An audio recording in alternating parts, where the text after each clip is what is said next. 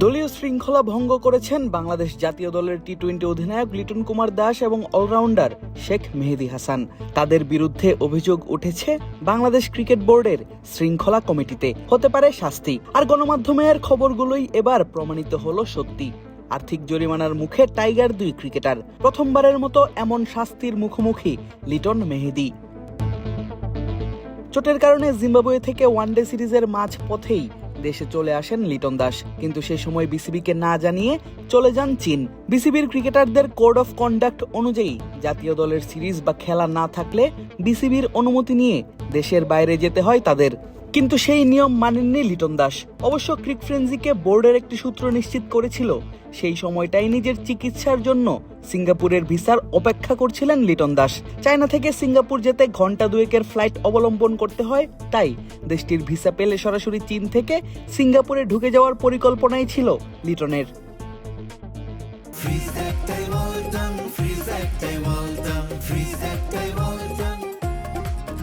অপরদিকে অস্ট্রেলিয়ার বিপক্ষে টি-20 সিরিজ শেষে সম্প্রচারক টি স্পোর্টসের সঙ্গে কথা বলেছিলেন শেখ মেহেদী।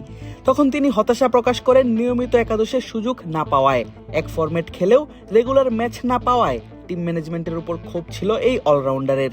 আর এই বিষয়টি নজরে আসে টিম ম্যানেজমেন্টের। মেহেদীর কাছে চাওয়া হয় তার বক্তব্যের ব্যাখ্যা। জিম্বাবুয়ে সফর থেকে এসে বিসিবিতে নিজের ব্যাখ্যা দেন শেখ মেহেদী। লিটনও ব্যাখ্যা করেন তার কাজের পেছনের কারণ। আর দুজনের কথা শুনেই বিসিবির শৃঙ্খলা কমিটির সিদ্ধান্ত আর্থিক জরিমানার। আর ব্যাপারটি নিশ্চিত করেছে দেশের অনলাইন পোর্টাল bdnews24.com। বিসিবি পরিচালক সিরাজউদ্দিন মোহাম্মদ আলমগীরের বরাতে তারা জানায়, লিটনের থেকে শেখ মেহেদীর জরিমানার পরিমাণটা বেশি, যদিও জানা যায়নি অর্থের পরিমাণ। শাস্তি এখন ডিসক্লোজ না করলে ভালো হবে, যেহেতু এটা একেবারেই অভ্যন্তরীণ বিষয়। তবে লিটনের কিছু আর্থিক জরিমানার করার প্রস্তাব হয়েছে। শেখ মেহেদীকেও আর্থিক জরিমানার প্রস্তাব করা হয়েছে। লিটনের চেয়ে শেখ মেহেদীর জরিমানার পরিমাণ বেশি। গত মাসখানেক ধরেই লিটন দাসের সময় কাটছে হতাশা আর অপেক্ষায়। অস্ট্রেলিয়ার বিপক্ষে ওয়ানডে সিরিজে কাফ মাসেলে চোট পেয়ে ছিটকে যান টি-20 সিরিজ থেকেও। চট্টগ্রামে গিয়েও সেখান থেকে ফিরে আসতে হয়েছে তার। এরপর জিম্বাবুয়ের বিপক্ষে টেস্ট সিরিজের নাম থাকলেও শেষ পর্যন্ত তা প্রত্যাহার করতে হয়েছে। ওয়ানডে সিরিজে বড়জোর 2 ম্যাচ খেলার আশাতে জিম্বাবুয়েতেও গিয়েছিলেন, তবে সেটারও মাঝপথে আবার দেশে ফিরতে হয়েছে ইনজুরি সেরে না ওঠায়। সবশেষ এলপিএল থেকে নাম সরাতে হয়েছে লিটনকে, যেন ভুতুরে এক অবস্থা তার ইনজুরির। এবার সেটা সারানোর উপায় খুঁজতেই তিনি গেলেন সিঙ্গাপুরে।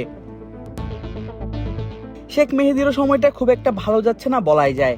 অজিদের বিপক্ষে ঘরের মাঠে 3টি টি-20 মাঝে খেলতে পেরেছিলেন মাত্র 1টি ম্যাচ। 3 ম্যাচ সিরিজের প্রথম ম্যাচটায় ব্যাট হাতে দলের সর্বোচ্চ রান এবং বল হাতে 1 উইকেট নিলেও সুযোগ পাননি পরের ম্যাচগুলোতে। আর সেই ক্ষোভ থেকেই সমালোচনা করেছিলেন টিম ম্যানেজমেন্টের। আদিব আশরাফ, ক্রিক ফ্রেন্সি।